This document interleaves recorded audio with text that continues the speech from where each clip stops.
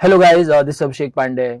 जैसा कि आप जानते हैं कि हमारा एक यूट्यूब चैनल भी है जिसका नाम है टीचर्स टॉक इंडिया। काफ़ी लंबे समय से हम कोई एपिसोड शूट नहीं कर पा रहे थे बिकॉज ऑफ, आप ये जानते हैं कि ये मेरा सिर्फ इनोवेशन है, ना कि फुल टाइम असेसमेंट। तो जनरली मैं कोशिश करता हूँ कि समय समय पे कुछ अच्छे गेस्ट को मैं बुलाऊं कि जो भी हम उनसे बातें करें वो कहीं ना कहीं हमारे सोसाइटी के लिए, हमारे टीचर्स के लिए, हमारे स्टूडेंट्स के लिए और हमारे पेरेंट्स के लिए बेनिफिशियरी हो, क्योंकि इसका नाम ही है टीचर्स टॉक इंडिया। क्योंकि एक टीचर का रोल जो है ना, वो खुद से ट्रेंड होने से लेके, बच्चों को ट्रेन करने से लेके और पेरेंट को भी ट्रेन करने से ये पूरा का पूरा सर्कल एक कहीं ना कहीं फॉर्म होता है।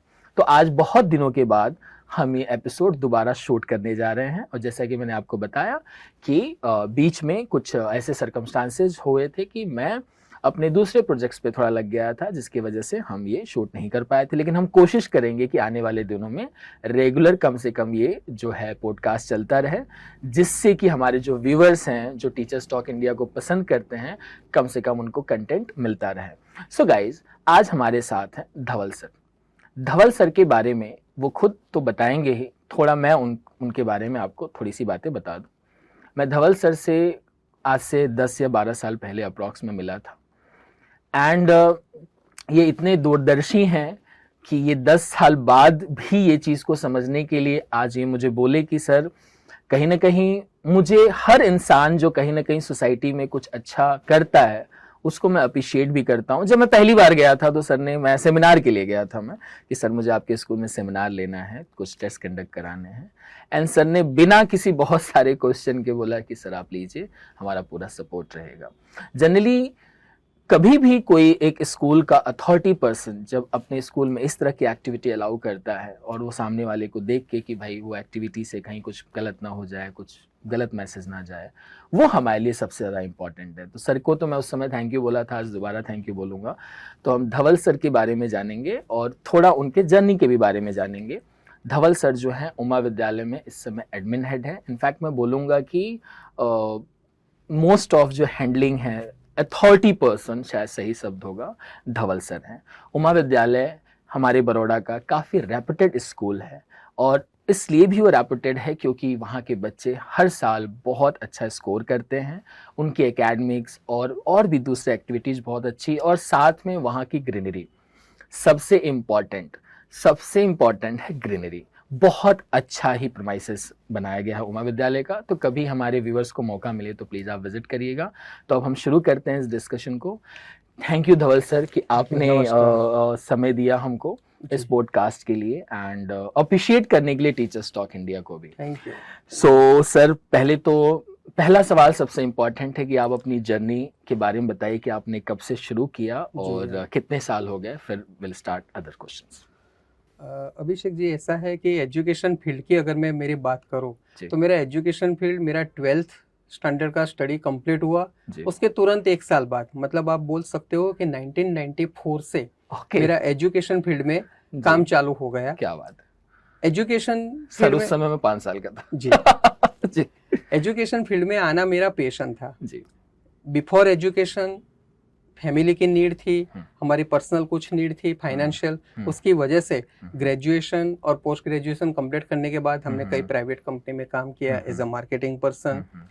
वहाँ पर हम फील्ड में घूमे और वहाँ से जो भी एक्सपीरियंस पाया, लेकिन हृदय में पहले से एजुकेशन के प्रति जो एक लगाव था, तो जब भी संडे या छुट्टी के दिन काम मिलता था तब सोसाइटी में, मैं पहले अहमदाबाद से, मैं आपको बता दूं कि मैं अहमदाबाद में मेरी स्कूल की पढ़ाई की और मेरा कॉलेज का मेरा जो फर्स्ट ईयर है वो मैंने अहमदाबाद से कंप्लीट किया। तो जब भी छुट्टी मिलती थी या तो सब लोगों का ऐसा है कि छुट्टी मिले तो फैमिली के साथ में प्लानिंग करो, ये करो, लेकिन मेरा ऐसा था कि मेरे जो कुछ दोस्त थे उनके छोटे बच्चे हैं या छोटे भाई बहन हैं, तो उनको मैं थोड़ा बहुत पढ़ाता था। मैंने, अभिषेक जी आपकी जानकारी के लिए बता दूं, मैंने केजी वाले बच्चों को भी पढ़ाया है और मैंने 11-12 स्टैंडर्ड के बच्चों को भी पढ़ाया है। तो ये जस्ट पैशन था। कभी किसी ने मुझे ऐसा बोला कि यार जब तेरा पैशन एजुकेशन है तो तू मार्केटिंग में क्या कर रहा है। अच्छा। उस वक्त वो बात को मैंने इतना सीरियसली नहीं लिया, लेकिन मार्केटिंग में काम करते करते कुछ समय बाद मुझे ऐसा फील हुआ कि मुझे फुल टाइम टीचिंग में आना जरूरी है। जी, जी, जी। तो वही फिर मैंने डिसीजन ले लिया। ओके। अच्छी गली मार्केटिंग की जॉब थी, अच्छे कमाते थे, घर में हेल्पफुल भी होते थे, जी जी वो छोड़ दिया। जी और एजुकेशन के प्रति तो सबसे पहले एजुकेशन फील्ड में स्कूल में अगर आपको जॉब करना है जी जी तो हमारी समझ ये कहती थी कि आपके पास में एजुकेशन का क्वालिफिकेशन होना चाहिए, जी। तो बीएड। तो जी, मैंने जी, बीएड जी। ज्वाइन किया। ओके। आपको सरप्राइज लगेगा, जब मैंने बीएड ज्वाइन किया तो मेरे साथ में पढ़ने वाले जो बच्चे थे ना, वो 22 या 23 साल की उम्र के थे। ओके। और उस वक्त मैं करीब 30 या 31 साल का क्या था। बात है, मतलब ये 10 साल का कम, डिफरेंस क्योंकि 10 साल का गैप था मेरा ग्रेजुएशन और हम्म, उसके बाद बीएड में वाले 10 के साल बीच का में। जी गैप जी था। जी जी। तो कहीं ना कहीं मुझे ऐसा फील होता था कि, लेकिन वो कॉम्प्लेक्स को मैंने वहां पे हावी नहीं होने दिया। मैंने उस वक्त ऐसा सोचा कि मैं इन लोगों से जब 8-10 साल बड़ा हूं ना, तो सबसे ज्यादा रिस्पॉन्सिबिलिटी भी मेरी है कि मेरे को इन सब लोगों को ग्रूम करने की जिम्मेदारी आ सकती है। उस वक्त जो बच्चे मुझे प्राइवेट बीएड अगर आप करते हो तो आपके उसमें एक असेसमेंट होता है जिसमें आपको लेसन देने जाना होता है अलग अलग स्कूलों में। तो जब भी मैं लेसन देने जाता था तो मेरा वहाँ पे कॉन्फिडेंस और मेरा जिस हिसाब से प्रेजेंटेशन होता था ना, वो मेरे ही बीएड के सहाध्यायियों के लिए, उनके लिए इंस्पिरेशन होता था कि चलो इससे कुछ ना कुछ सीखते हैं।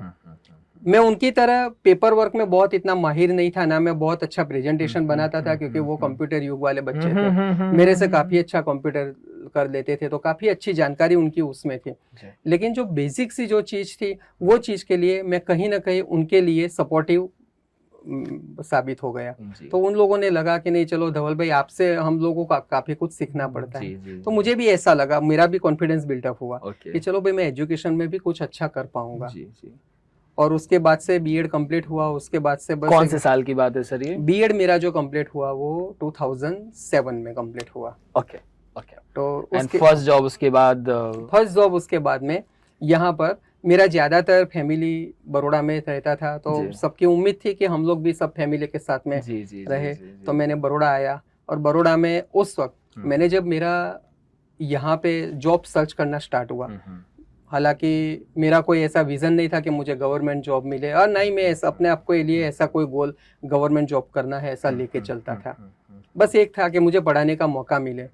तो जब भी मैं आया तो अलग अलग जगह पे प्राइवेट इंस्टीट्यूट से लेके स्कूलों में मिलने जाता था पर्सनल, वहाँ पर जो भी डिपार्टमेंट को हेड करते हैं उनको। और ऐसे ही एक बार उमा विद्यालय मैं पहुँच गया। उमा विद्यालय जब पहुँच गए तब वहाँ पर उस वक्त जिस पोजीशन को आज मैं हेड कर रहा हूँ, वहाँ पर उस वक्त जो सर हेड कर रहे थे, उन्होंने बोला कि हमारे यहाँ बिना डेमोस्ट्रेशन हम किसी को सिलेक्ट नहीं करते हैं। मैंने उनको बोला कि सर आप जब बोलो तब मैं डेमो देने के लिए रेडी हूँ। तो उन्होंने मौका दिया और ऑन द स्पॉट उन्होंने जाते जाते मुझे बोल दिया तू कब से ज्वाइन कर सकता है। मैंने बोला सर अगर आप आज बोलो तो मैं आज से कर सकता हूँ। तो मैंने वहाँ पे ज्वाइन किया एज अ मैथ्स और साइंस टीचर।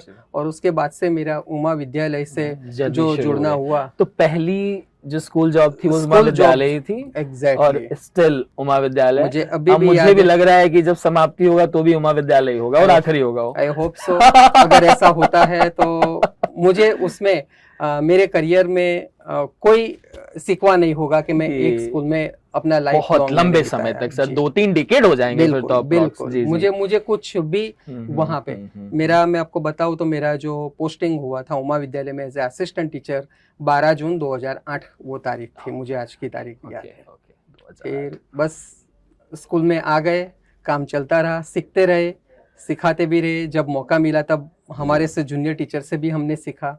हालांकि एज में मैं ज्यादा बड़ा था लेकिन एक्सपीरियंस में मेरे से जो छोटे टीचर थे उनसे भी मैं छोटा था। क्या बात है। तो उनसे मैं काफी, क्योंकि जब आप एक रेगुलर स्कूल में काम करते हो ना अभिषेक जी, तो बच्चों के रजिस्टर बनाने से लेके लेसन प्लान बनाने से लेके सारी चीजें, आप क्लासरूम में जाओ ना, आप ऐसे बच्चों को तो आराम से टैकल कर सकते हो, लेकिन जो प्रोफेशनल वे से आपको करना है तो कहीं ना कहीं अगर जिसको टीचिंग का एक्सपीरियंस चाहिए तो उसको कोई ना कोई एक स्कूल में काम करना जरूरी है, क्योंकि वहां पर वो सारी चीजों में से वो गुजरता है, तब जाके वो वहां पे सीखता है।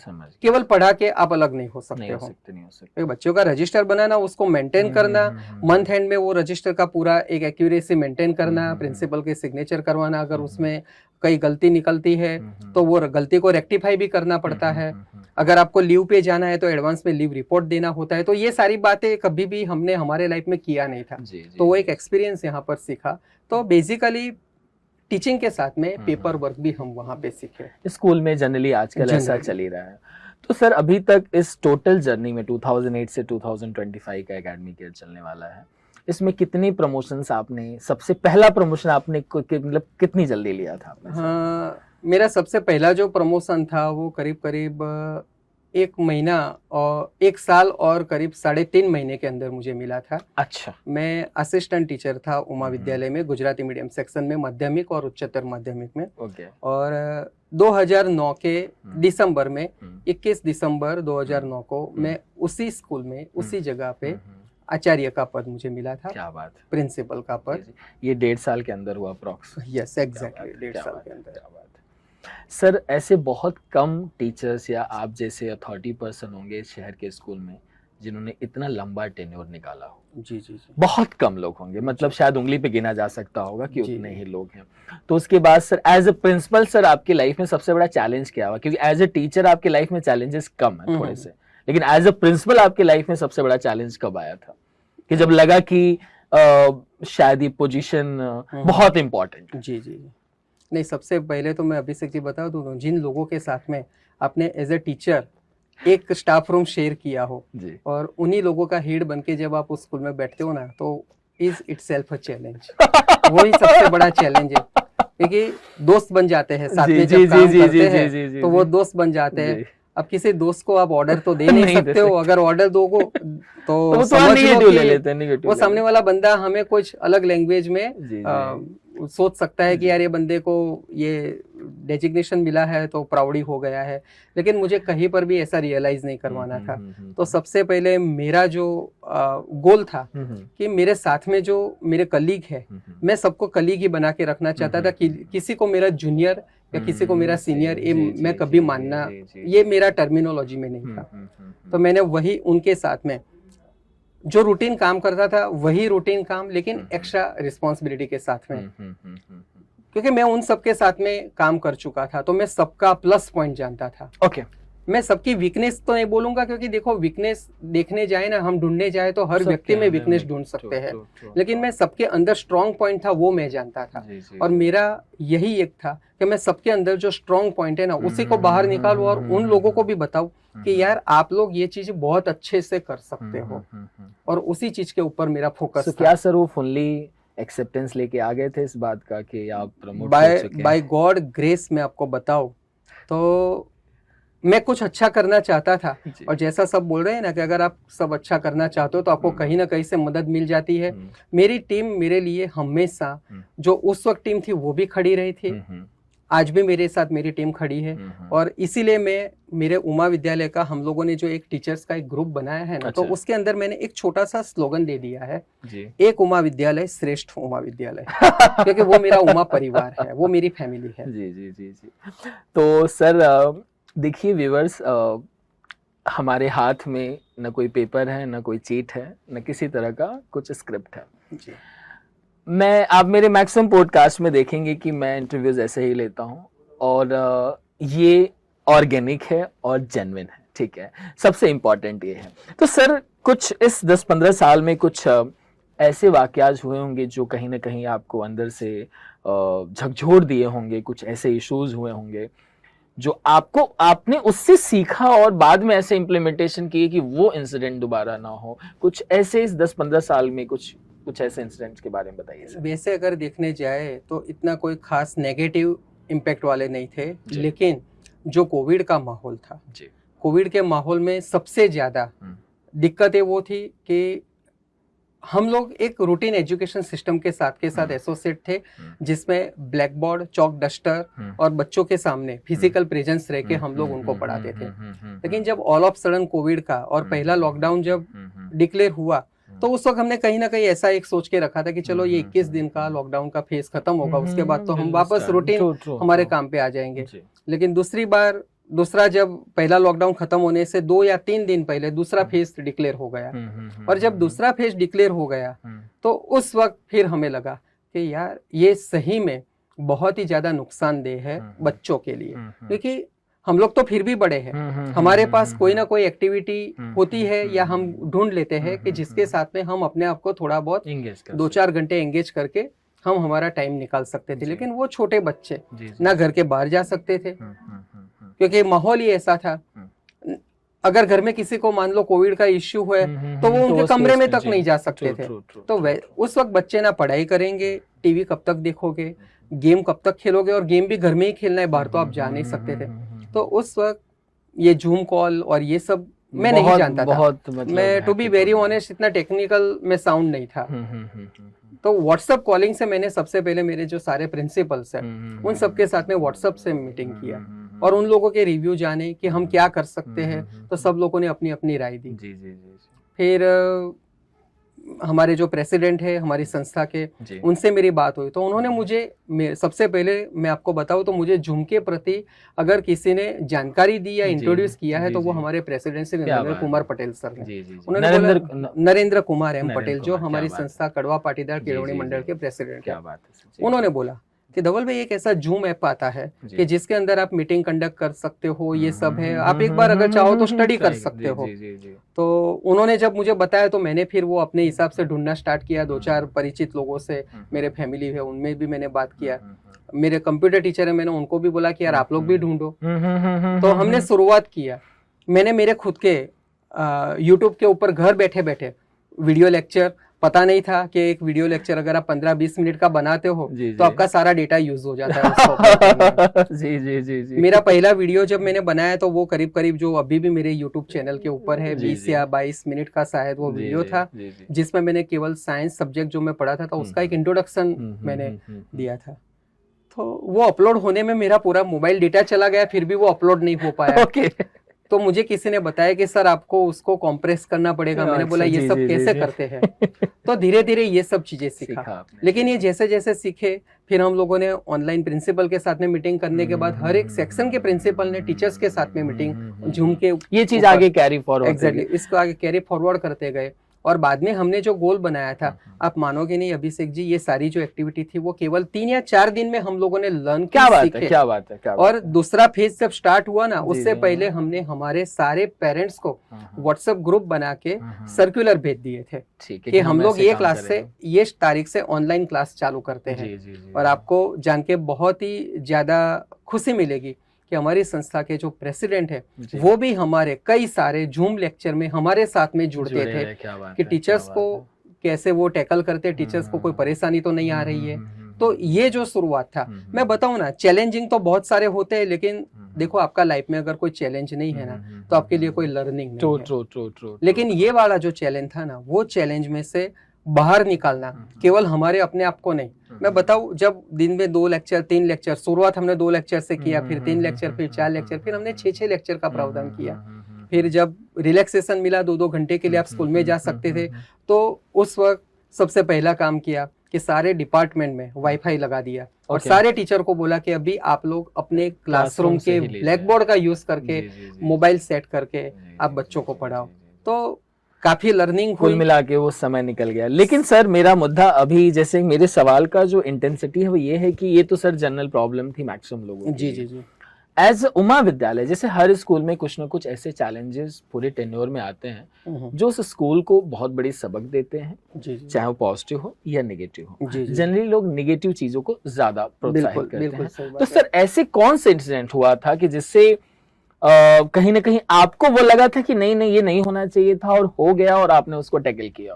नॉन ऑफ द, मतलब ये पेंडेमिक के अलावा, थोड़ा सा पेंडेमिक के अलावा अगर बात करते हैं ना, तो हमारा जो बात करें पेरेंट्स के साथ में कोऑर्डिनेशन, जनरली प्राइमरी तक या केजी तक के जो बच्चे होते हैं ना, उनके पेरेंट्स रेगुलर जब भी आप स्कूल से कोई भी मीटिंग या ओपन हाउस आप रखते हो तो वो आते हैं, क्योंकि छोटे बच्चे होते हैं तो पेरेंट्स भी ऐसा मानते हैं कि बच्चा छोटा है तो हमें जाना चाहिए।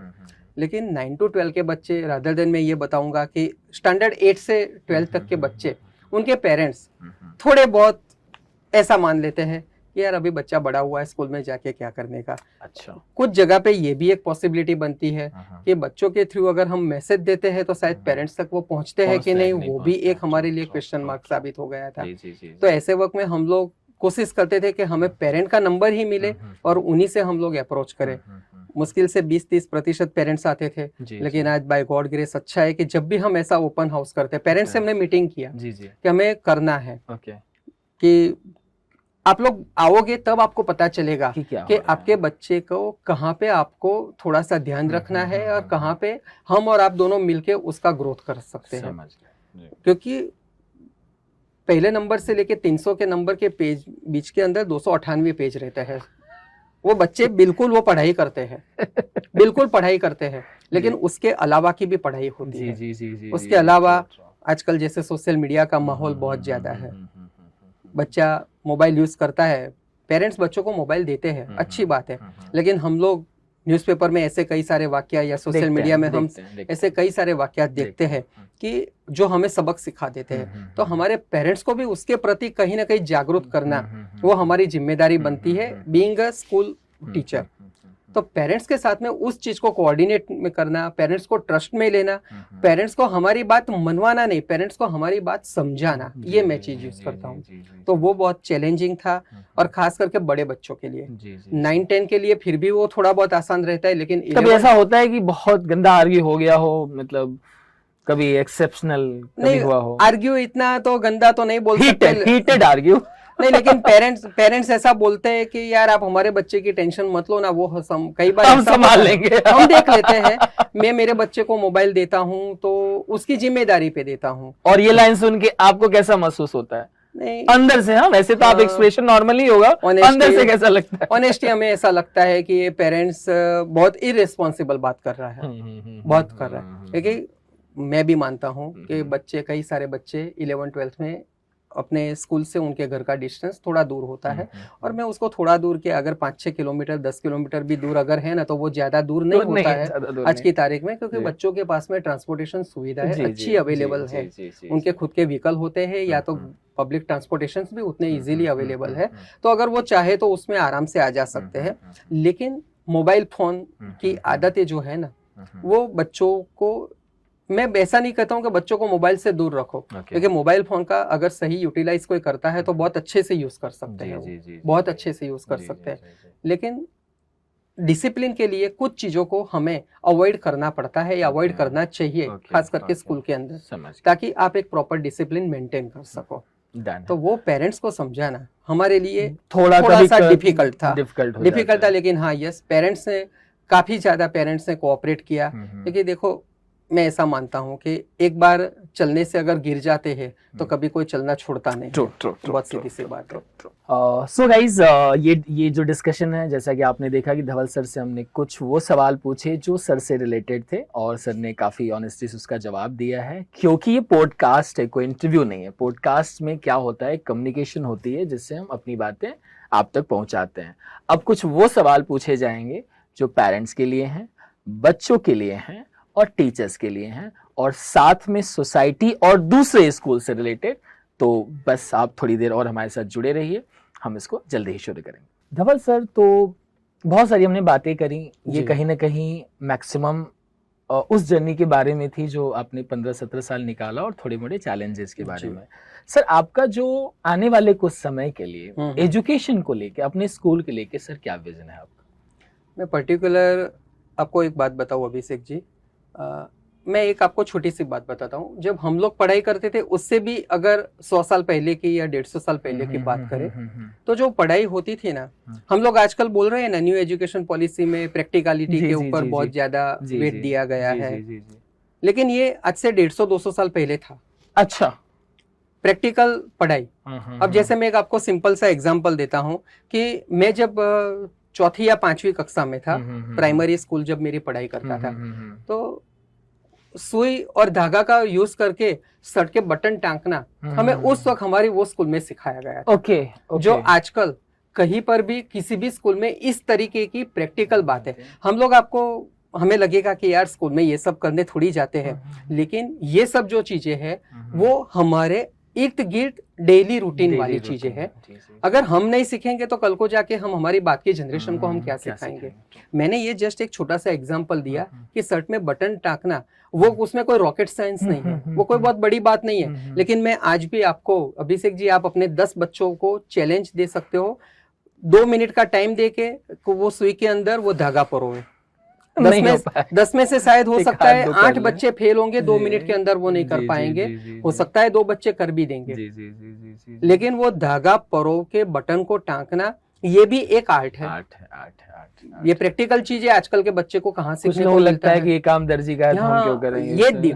माइंडसेट है, शर्ट का बटन अगर टूट जाता है तो वो घर में मम्मी या बड़ी दीदी है वही ठीक करेगी, जी, जी, हमारा जी, काम जी, नहीं है। जी, जी, जी, आजकल जी, के जी। बच्चे अपनी बैग तक को प्रॉपर, स्कूल बैग तक को भी वो प्रॉपर अरेंज नहीं कर सकते हैं। मतलब आप शायद इनडायरेक्टली ये बोल रहे हैं कि होम साइंस की भी ट्रेनिंग दे देनी बिल्कुल चाहिए। होनी चाहिए, बिल्कुल होनी चाहिए, और वो भी स्टार्टिंग से पहली प्रॉपर कक्षा तरीके से, होनी वेल चाहिए। ऑर्गेनाइज तरीके पहली से। कक्षा से होनी चाहिए।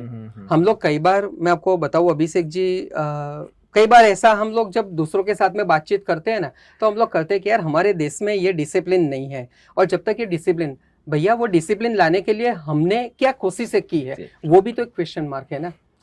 मैंने कहीं पे कोई एक वीडियो देखा था, काफी इंप्रेसिव वीडियो था, जापान का था, कि बच्चे जब भी वो स्कूल में जाते थे, पहली या दूसरी कक्षा के ही शायद होंगे, क्योंकि हाइट बॉडी से मैं जज कर सकता हूँ, ज्यादा तो मैं नहीं बता सकता हूँ कि कितनी वो सही था कि नहीं, लेकिन वहां पे क्लासरूम क्लीननेस को लेके वो लोग बहुत ही ज्यादा, वहां पे कोई स्वीपर नहीं होता है, बच्चे खुद अपनी जगह साफ कर देते हैं, खुद अपना क्लासरूम सफाई कर देते हैं, और वहां पर कोई पेरेंट्स को मैंने complain higher authority education department को करके जाते मैंने देखा नहीं। हालांकि मैं कभी जापान नहीं गया हूं, मैंने भी ये कहीं सोशल मीडिया से देखा था, और मैंने ये जब देखा तो मैं खुद इंप्रेस हो गया कि यार ये सब तो होना चाहिए।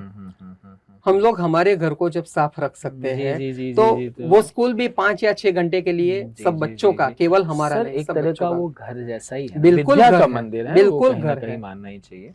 तो कहीं ना सर इस हिसाब से देखें तो बड़ौदा के मैक्सिमम स्कूल्स ऐसे होंगे जहाँ पे सफाई शायद ऑर्गेनाइज तरीके से नहीं होती होगी, शायद होती होगी, लेकिन वो सब प्रोफेशनल सफाई कामदार या स्वीप्रेस उसके थ्रू होती होगी। जी, जी, लेकिन जी, कहीं पर भी किसी स्टूडेंट्स का योगदान है ऐसा। हाँ, कई स्कूल ऐसे एक्टिविटी करते हैं, हालांकि मेरे स्कूल भी ऐसी एक्टिविटी हमने भी कभी करवाई है, बच्चे और बच्चों के पेरेंट्स को कॉन्फिडेंस में लेके कि आज हम क्लासरूम कंपटीशन, क्लीननेस कंपटीशन रखते हैं, और उसमें जो भी बच्चे जीतेंगे उनको हम सर्टिफिकेट देंगे, अवार्ड देंगे, अप्रिशिएट करेंगे, उनके पेरेंट्स को भी बताएंगे। तो उस वक्त वो पर्टिकुलर 1 या 2 दिन का जो वो मिशन होता है ना, तो उसके लिए बच्चे बहुत सजाग हो जाते हैं, और मैंने वो भी देखा है कि वो दरवाजे के पीछे छोटा अगर जाला भी है ना, तो वो भी उसको सफाई कर देते हैं। लेकिन वो कब होता है?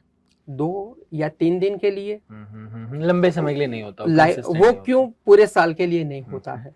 तो कुल मिला के सर आपका विजन को हम इसी से कोरिलेट कर देते हैं कि आप चाहते हैं कि हर बच्चा 360 डिग्री होम साइंस वाला, मतलब पढ़ाई में भी उतना ही सजग रहे जितना कि इन सारी चीजों में। जी जी जी जी। दूसरी बात मैं ये बताना चाहूंगा कि हालांकि जो अगेन मैं आपको बताऊंगा कि हमारे प्रेसिडेंट जो है उनका तो एक ड्रीम था जी, लेकिन मेरा खुद का भी ड्रीम था। लेकिन इनफैक्ट मेरा बताऊं तो मेरा वो ड्रीम मुझे दिखाने का काम कहीं ना कहीं उसके लिए अगर प्रेरित किया है ना, तो वो हमारे प्रेसिडेंट श्री नरेंद्र पटेल सर ने किया है कि स्कूल में एनसीसी होनी चाहिए। ओके, एनसीसी जी। हमारे स्कूल में एनसीसी नहीं था, उसके लिए हम लगातार सर कई साल से कोशिशें कर रहे थे। आपको थोड़ा सा सरप्राइज लगेगा, मेरे पास उसके लिए कोई सही इंफॉर्मेशन थी कि नहीं मैंने वो नहीं देखा, लेकिन मैंने भी गूगल किया और गूगल से मैंने पीएमओ का ईमेल नंबर ढूंढ निकाला और उसके ऊपर मैंने मेल आईडी डाला कि एनसीसी क्यों होना चाहिए और किस एज के बच्चों से स्टार्ट हो जाना चाहिए। मैंने वो भी किया,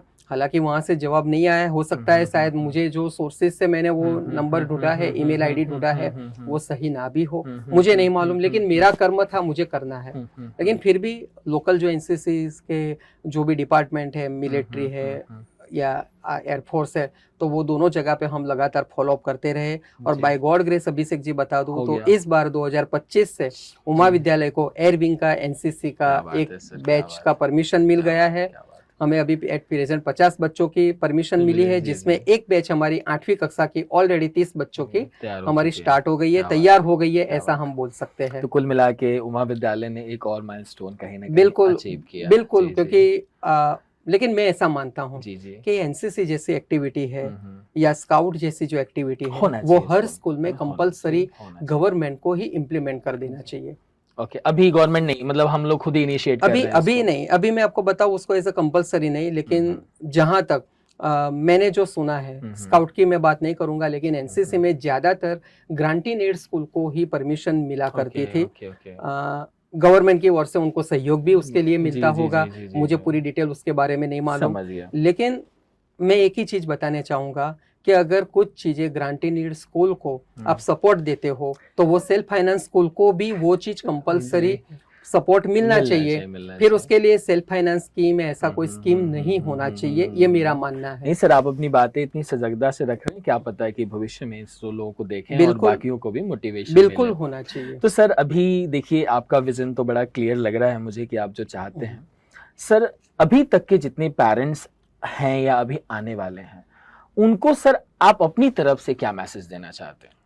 मैं एक ही बात मेरे सारे पेरेंट्स को बताना चाहूंगा कि बच्चों को केवल और केवल किताबें पढ़ने से वो बच्चा शार्प नहीं होने वाला है, क्योंकि अभी जो समय आ रहा है ना, वो केवल दो किताबों के बीच का जो नॉलेज है ना, किताब के दो पन्ने उसके बीच के नॉलेज का नहीं है। अभी बच्चों को जितना हो सके उतना अगर इंडिपेंडेंट बनाना है ना, तो उसको और भी अदर एक्टिविटीज, जिसके अंदर मैं आपको एक बात और बता देता हूँ कि केवल खेलकूद नहीं, केवल एंटरटेनमेंट इंडस्ट्री, स्किल्ड कुछ काम, स्किल बेस्ड वर्क भी उसको आना चाहिए।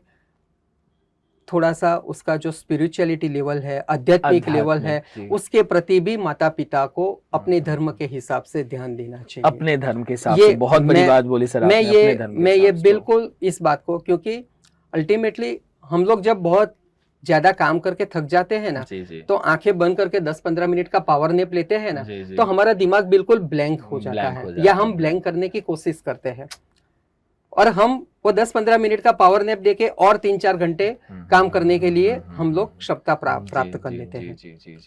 बच्चों को छोटी एज से इन सब चीजों के प्रति लगाव होना जरूरी है, और वो लगाव केवल स्कूल से नहीं होता है, उसके लिए घर का माहौल भी ऐसा होना चाहिए, पेरेंट्स को भी उसके प्रति जागरूक रहना पड़ेगा। मैं तो सर इतना भी बोलूंगा कि किसी का 1 BHK भी घर है, वो भी उतना ही स्पिरिचुअल और उतना ही बेहतर माहौल अपने घर को बना सकता है जितना कि बंगलो वाला इंसान। बिल्कुल ठीक है। कुछ लोग, हमारे पेरेंट्स कहीं ना कहीं इनसिक्योरिटी में परेशान होते हैं, अरे हमारा घर छोटा है तो हम कैसे इतनी सारी चीज़ें कर पाएंगे। मैं एक पेरेंट के यहाँ होम विजिट जो है करने जाने वाला था। पेरेंट 2 बार मुझे इसलिए सिर्फ नहीं बुला पाए कि उनका घर छोटा था। तो जब वो आए मेरे से मिलने के लिए, बोला कि सर, तो बहुत हंस के बोले कि सर वो थोड़ा छोटा घर है। मैंने बोला सर, मैं वो जज करके आपके घर पे थोड़ी ना, मतलब मैं पहले तो उनको अपने अंदर से ये भेदभाव निकालना पड़ेगा कि मुझे वो सर कैसे लेंगे। अरे आप लारी चला रहे हो, ऑटो चला रहे हो, आप सम्मान के साथ बोलो ना। बिल्कुल। आप इसमें क्यों हिचक रहे हो कि मैं लारी चलाता हूँ, मैं सब्जी बेचता हूँ, मैं झाड़ू मारता हूँ। आप अपनी बात सम्मान से रखिए, कोई प्रॉब्लम नहीं है, हम आपको बिल्कुल जज नहीं कर रहे हैं, और आप वही तो बोल रहे हैं सर। आपकी इस बात में मैं एक छोटी सी मेरी बात ऐड करना चाहूंगा जी। अगर जिन पेरेंट्स को अगर ऐसा लगता है या कॉम्प्लेक्स फील होता है कि मेरा घर छोटा है, मेरी जगह इतनी छोटी है कि मैं लोगों को बुला नहीं सकता हूं, तो आप सबकी जानकारी लेके मैं बता दूं, मैं करीब करीब बड़ोड़ा में ही 9 साल तक 1 रूम किचन के घर में मेरी फैमिली के साथ में, जिसमें मेरी वाइफ, मेरी छोटी बेटी और मेरे माताजी भी, हम 4 लोग एक रूम किचन ये सीखने वाली बात है सर, और उससे मुझे कोई शर्म नहीं महसूस होती थी ना मेरी। सर जो हमारा है हम उस पे क्यों शर्म करें? कोई रिक्शा चला रहा है, बोले हम ऑटो ड्राइवर हैं, किस बात का शर्म है? कभी कभी सर बच्चे भी ये कॉम्प्लेक्स फील करते हैं, क्लास में बताते हो, क्या करते हैं आपके पापा? तो नहीं बताते हूँ, सही बात, उनको बताना चाहिए मेरे पापा ऑटो ड्राइवर है, और कोई बच्चा इस बात का मजाक बिल्कुल नहीं उड़ाएगा, और अगर उड़ा रहा है तो तुमको खुश होना चाहिए कि वो 1 नंबर का, कहीं ना कहीं उसकी बुद्धि का असर बहुत कमजोर है। फिर नहीं, बुद्धि का असर ऐसा नहीं, वो फिर ऐसा हम बोल सकते हैं कि शायद वो जो दूसरा बच्चा उस बात के लिए मजाक उड़ाता है ना, तो उसको कहीं ना कहीं उसके लिए प्रॉपर नॉलेज नहीं दी गई है, और वो नॉलेज संस्कार शायद बोल सकते हैं। संस्कार बहुत बड़ा शब्द हो जाता है। संस्कार को मैं संस्कार जैसे शब्द को वो बहुत प्रॉपर जगह पे प्रॉपर तरीके से यूज करना चाहिए, क्योंकि वो हमारे भारत देश का, सनातन का बहुत ही वैल्यूएबल वर्ड्स है, उसको ऐसे ही वेस्ट नहीं करना चाहिए, ये मेरा पर्सनल मानना है। अगर किसी को किसी चीज के प्रति अभिव्यक्ति कराने के लिए संस्कार हर जगह पे हम यूज करेंगे ना, तो वो शब्द को शायद हम इम्पोर्टेंस नहीं शायद देते हम हैं। उसकी वैल्यू मैं ऐसा मानता हूँ कि उसकी वैल्यू करने वो बहुत बड़ा आजकल शब्द तो है। सर बहुत जगह एक ही चीज बोला जा वो रहा है, 3.5 संस्कार लीटर की कमी है, यस यस संस्कार की कमी है, नॉर्मल सा चल रहा वो है आजकल 3.5 अक्षरों का लेकिन बहुत बड़ा वैल्यू वाला जी, शब्द है, जी, तो जी, उसको जी, ऐसे ही जी, वेस्ट नहीं करना चाहिए, जी, ये मेरा जी। Personal opinion. तो कुल मिला के बच्चे जो बुलिंग करते हैं उनको इस बात को समझना चाहिए कि आप उसके पेरेंट को बुल नहीं कर रहे हैं, जी, कहीं ना जी। कहीं आप उस बच्चे को अंदर से तोड़ने की कोशिश बिल्कुल, कर रहे हैं, मुझे बिल्कुल, ऐसा कहीं बिल्कुल। लगता है। तो सर कुल मिला के पेरेंट्स को तो ये बात समझ में आई गई है।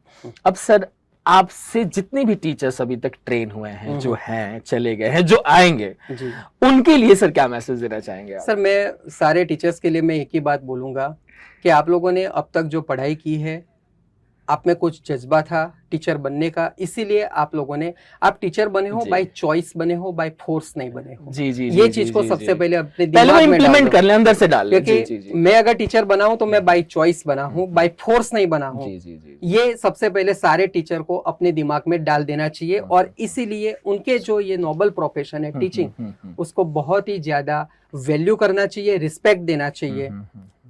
मैं ये नहीं कर सकता हूं, मैं वो नहीं कर सकता हूं, ये वाली चीजें आपके प्रोफेशन के प्रति अगर आप लोग निकालते हो ना, तो कहीं ना कहीं आप लोग अपने आप के लिए जस्टिफिकेशन, बहुत सारे लोग सर इसको एज अ जॉब ले रहे हैं, Yes, एज अ बिल्कुल। नोबल प्रोफेशन नहीं ले रहे बिल्कुल, हैं। ये बिल्कुल। सिर्फ कहने के लिए नोबल प्रोफेशन हो गया है।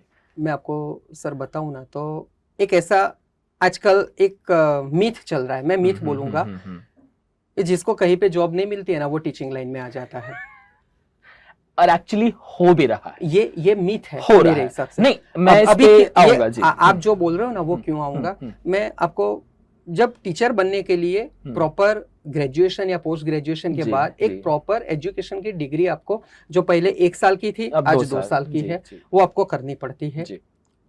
लेकिन कुछ लोग मैनेजमेंट की पढ़ाई करते हैं, कुछ लोग इंजीनियरिंग की पढ़ाई करते हैं, और वो पढ़ाई करने के बाद एजुकेशन फील्ड में जब आते हैं, तो मैं उन लोगों के लिए केवल एक क्वेश्चन रेज करता हूं, मैं उनसे आंसर नहीं मांगता हूं। वो लोग अपने आप को सोचे कि अगर उस वक्त वो लोग इंजीनियरिंग में नहीं गए होते और उन्होंने एक एजुकेशन की पढ़ाई को चयन किया होता, तो आज शायद वो बहुत ही अच्छे प्रॉपर टीचर बरसों से होते।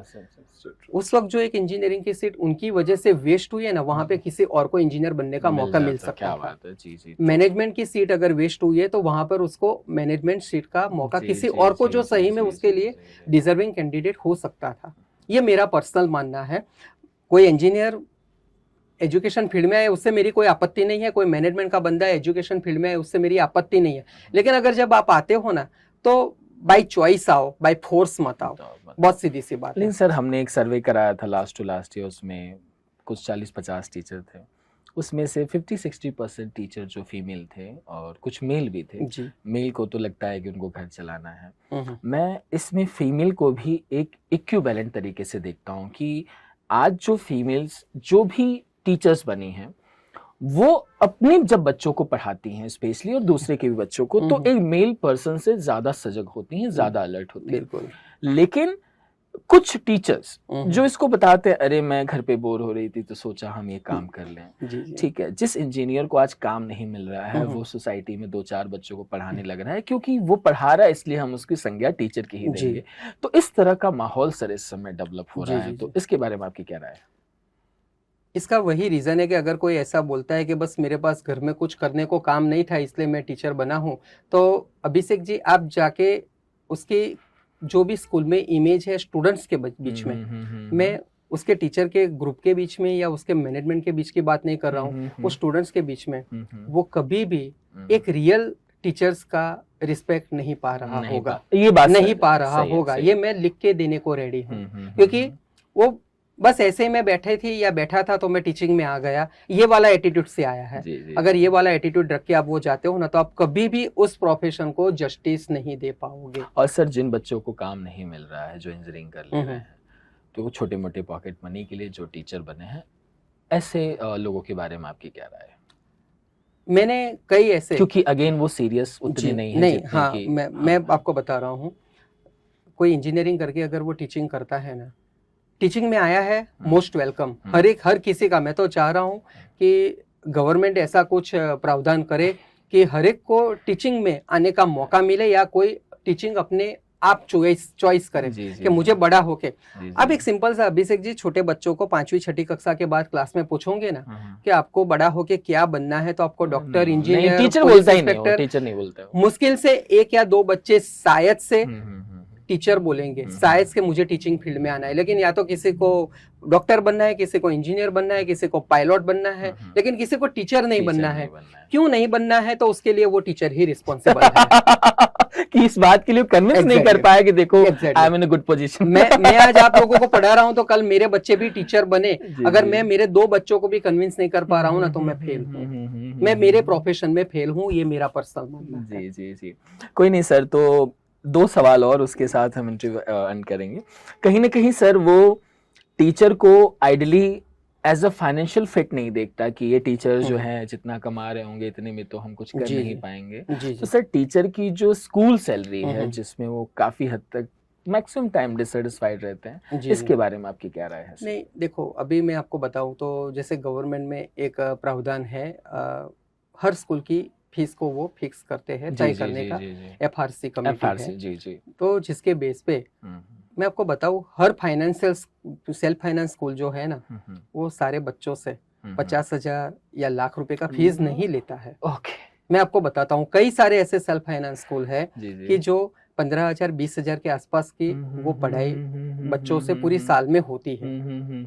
अब वो 15,000 20,000 जो भी फीस आता है उसमें वो पूरा स्कूल का सारे स्टाफ का सैलरी, मेंटेनेंस, ये सब अगर निकालना है तो वो टीचर को भी एक लिमिटेड अमाउंट का ही सैलरी दे पाएंगे।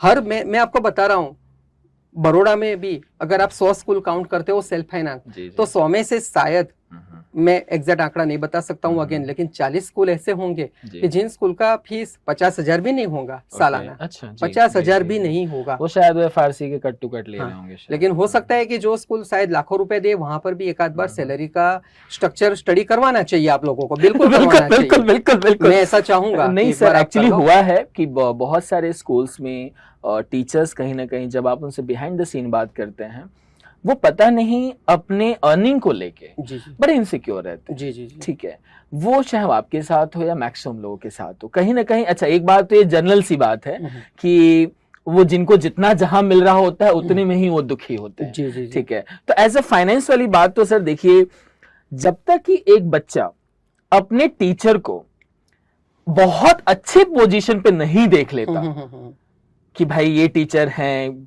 बहुत अच्छा कमा रहे हैं, 1,000 करोड़ कमा रहे हैं, 2,000 कमा रहे हैं, ऐसे टीचर जब तक कि हम सोसाइटी में नहीं देंगे ना बहुत सारे, तब तक वो ऐसे टीचर्स को बच्चा आइडली नहीं मानेगा, और तब तक शायद उसकी इच्छा टीचर बनने की बढ़े ना। देखो अभिषेक जी, मैं यहाँ पे, क्योंकि मैं अभी जो बात करने जा रहा हूँ जी, वो बहुत बड़े बड़े नाम है, मैं किसी का नाम यहाँ पे रिवील करना मुझे सही नहीं लग रहा है। जी।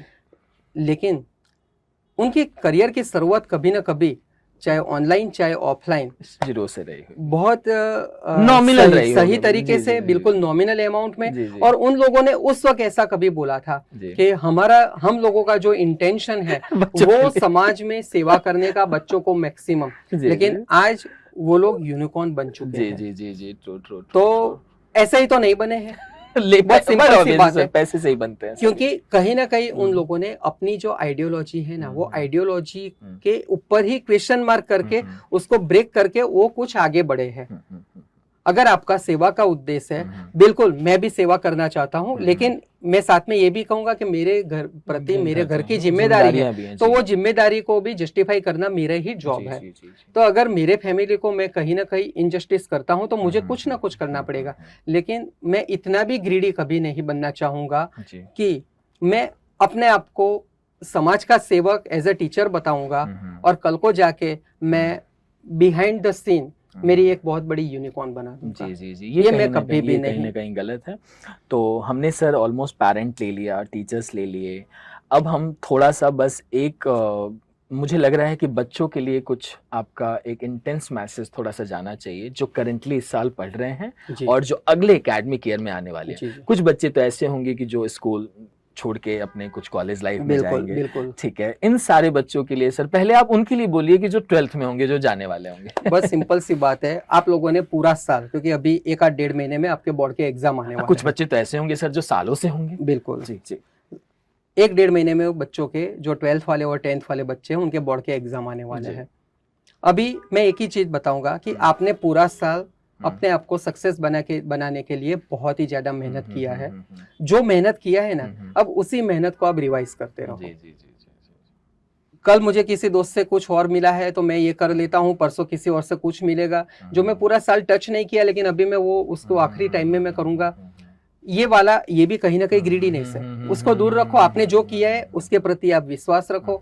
आपके टीचर ने पूरे साल जो आपको गाइडेंस दिया है, चाहे वो टीचर आपके प्राइवेट टीचर हो चाहे स्कूल टीचर हो, लेकिन जो गाइडेंस दिया है उसके ऊपर आप विश्वास रखो और सबसे ज्यादा अपने आप पे विश्वास करो और प्रॉपर अपना एक शेड्यूल बना दो कि मुझे इतना मेहनत करना है। मैं आपको बताऊं अभिषेक जी, मैं कभी भी मेरे किसी बच्चे को मैंने ये नहीं बोला है कि दिन में 10-12 घंटे की मेहनत करो। अच्छा। और ना मैं कभी बोलूंगा। आई एम सॉरी टू से, आप बहुत सारे आपके व्यूअर्स को मेरी ये बात गलत लगेगी जो कंपटीशन एग्जाम के लिए तैयार कर रहे हैं। क्या होगा जी, मैं 10-12 घंटे पढ़ाई तो आइडियली स्कूल में लेक्चर्स 35 से 45 मिनट के ही क्यों रखते हैं। जी जी जी जी, दिमाग एग्जॉस्ट हो जाता है 20-25 मिनट। मैं थोड़ा सा उसका टेक्निकल टर्मिनोलॉजी में यूज करूँ ना, तो मेरे माइंड का मेमोरी कार्ड जो 1 GB का है उसमें मैं 1 TB का डेटा डालने जाऊंगा तो वो क्रैश हो जाएगा।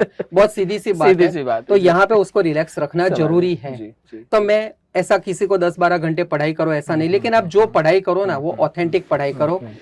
साथ में मोबाइल या टैब या लैपटॉप ओपन करके मैं पढ़ाई करूं, मैसेज आया तुरंत देख लिया, ये वाला सीन मत करो। मोबाइल को बंद करके पढ़ाई करना है तो देर करो, बहुत क्वालिटी से करो। 2 घंटे पढ़ो, लेकिन वो 2 घंटे वर्थ वैल्यूएबल होने चाहिए।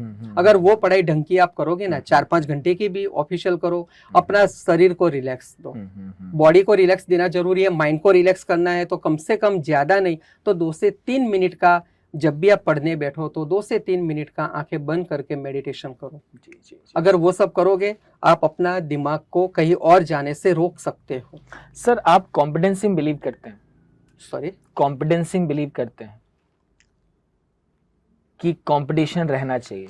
उसको किस टर्म में हम लेते हैं ना, हम एज कुछ स्कूल टर्म्स में लेते हैं। जब से अब आपसे बोला जाएगा कि उमा विद्यालय 2025-26 में क्या ऐसा काम करेगा कि जो पैन बड़ौदा में या पैन गुजरात में एक अलग अपना लेके आए, तो जैसे कि खेल महाकुंभ से होता है कि देखो इस स्कूल ने बहुत अच्छा परफॉर्म किया, इस स्कूल ने वो अच्छा परफॉर्म किया, इस तरह से सर कुछ मैं आपको प्लान आपका हो तो बताइए। जी देखो, मैं आपको एक बात बताता हूँ, मेरी सक्सेस के मापदंड मैंने खुद तय किए हैं कि इस साल मैं ये था, अगले साल मुझे यहाँ पे पहुंचना है। तो अगर उमा विद्यालय को मेरा स्कूल का कंपटीशन अगर है तो मेरा स्कूल का कंपटीशन मेरे स्कूल से ही है। 2024 तक उमा विद्यालय यहाँ था तो 2025 में यहाँ होना चाहिए। मेरा उसके आसपास के किसी स्कूल से या कोई किसी सेल्फ कंपटीशन है ग्रोथ का। मैं अपने मेरा प्रतियोगी मैं खुद हूँ। सर ये बहुत बड़ी बात है। इससे सर ये बड़ा क्लियर होता है कि आप सिर्फ अपनी ग्रोथ की तरफ देख रहे हैं, आजू बाजू क्या हो रहा है मुझे उससे कोई फर्क नहीं। क्या बात है सर, क्या बात है। तो कुल मिला के गाइज आपने देखा, और टीचर्स के लिए बहुत अच्छी बात सर ने बोली कि आप सब सिर्फ नोबल प्रोफेशन बोलने के लिए नहीं है, नोबल प्रोफेशन एक्चुअली है और सबको अपने इसको दिल दिमाग में बिठा के काम करना चाहिए। देखिए, टीचर्स टॉक इंडिया का बड़ा सिंपल सा मोटो है, जैसे कि अभी मैंने आपको बताया कि कोई इंटरव्यू नहीं है, हम सिर्फ एक हेल्दी डिस्कशन करते हैं कि जो समाज में आज जितने भी सर मैं टीचर से मिला, सबने कुछ ना कुछ ऐसे पॉइंट ऑफ व्यू रखे जो उनसे अलग है। आपके पॉइंट ऑफ व्यू अलग है, किसी और के अलग है, किसी और के अलग है। इनसे हम सबको कुछ ना कुछ सीखना चाहिए। और सर स्टार्टिंग में आपने बहुत अच्छी बात बोली कि मैंने अपने जूनियर से भी सीखा। ठीक है, वो कॉम्पिटिसी मैंने फेस की कि जिस जूनियर के साथ हम चाय एक साथ पीते थे, अचानक से उस जूनियर को मुझे रिपोर्ट फेस करना पड़ा। लेकिन आप इतना समझिए कि उमा विद्यालय जो है एक फैमिली के जैसे काम कर रहा है। सर ने बोला उमा फैमिली, ये कितनी बड़ी बात है सर। मैं बहुत कम मतलब अथॉरिटी के मुंह से ऐसा सुनता हूँ कि जो मेरी टीम है वो फैमिली है। सभी लोग उनको एज अ एम्प्लॉई मानते हैं, ठीक है, बहुत कम फैमिली मानते हैं। और फैमिली का मतलब सर है कि आप दिल से उनकी कदर कर रहे हैं। देखो, मैं आपको अभिषेक जी इसमें एक और बात आखिरी में, आपने पूछा नहीं है लेकिन मैं आपको बता रहा हूँ कि उमा विद्यालय जो मैनेजमेंट है कड़वा पाटीदार केळवणी मंडल बड़ौदा का वो जाना माना मैनेजमेंट है। और आपकी जानकारी के बता दूं कि वो मैनेजमेंट 105 साल से भी पुराना मैनेजमेंट है। जो बहुत ही ज्यादा एकेडमिक के अलावा सोशल एक्टिविटी के साथ से कनेक्टेड है। उसमें जो भी president, secretary, joint secretary, treasurer internal auditor जो भी उसके साथ में जुड़े हुए हैं ना, वो सब लोग अपने अपने लाइफ में अपने अपने बिजनेस से अपने अपने जॉब में बहुत व्यस्त है और बहुत मस्त है। उनमें से किसी को भी कोई फाइनेंशियल स्टबन नहीं है, वो लोग बहुत वेल सेटल है, वेल सेटल है। लेकिन वो सब इस संस्था के साथ में, हमारे एकेडमिक्स के साथ में भी जुड़े हुए हैं, तो सेल्फलेसली जुड़े हुए हैं, निस्वार्थ भाव से जुड़े हुए, वेलफेयर बोल सकते हैं। एग्जैक्टली, निस्वार्थ भाव से जुड़े हैं। और वो एक पैसों की उम्मीद से ये संस्था के साथ में नहीं जुड़े हैं, ये मैं एडिशनल कहना चाहूंगा। सर वो मैं ग्रीनरी देख के जी वो मैं बता सकता हूँ कि वो कहीं ना कहीं वो ग्रीड पैसे वाली नहीं है। मतलब इतनी ग्रीनरी तभी होगी कि जब जहाँ पैसा नहीं दिखता होगा। मैं अभिषेक जी एक और चीज आपसे चाहूंगा कि अगर हो सके तो आप एक स्कूल का छोटा सा वीडियो बना के स्कूल का विजिट भी इसके साथ में ऐड कर दो, तो सबको सही में पता चले कि हम लोग ये जो पॉडकास्ट में बातें कर रहे हैं कि ग्रीनरी है, शायद हो सकता है कि बड़ौदा के उस कोने के लोगों ने कभी ये स्कूल देखा भी नहीं होगा। तो उनको भी ये स्कूल आपके पॉडकास्ट के माध्यम से पता चले कि ये स्कूल किस लेवल का है। सर अभी तो आप इतने रिक्वेस्ट में आप आए हैं तो अब स्कूल का भी कर ही लेंगे, क्योंकि आपसे तो सर 2-2.5 महीने पहले हमारी बात हुई थी, तो आपने मुश्किल से सर समय दिया। और सबसे इम्पोर्टेंट है कि सर आप सबको अप्रिशिएट करते हैं। जी हम लोग तो सर आपसे उम्र में बहुत छोटे हैं और आगे भी सीखेंगे, लेकिन सबसे मुद्दे की बात है ना कि सर आपने सालों तक सबको अप्रिशिएट किया है। अगर मेरे जैसे पर्सन को आपने अप्रिशिएट किया है तो मुझे तो पूरा भरोसा है आप अपनी टीम को, जो आपके साथ 6 घंटे काम करते हैं, उनको तो आप पक्का करते होंगे और शायद आगे भी लेके आए होंगे। मैंने बताया ना, मेरा परिवार है। जी मेरे परिवार में अगर किसी को मैं अनदेखा करूंगा ना तो मैं रात को नहीं सो पाऊंगा।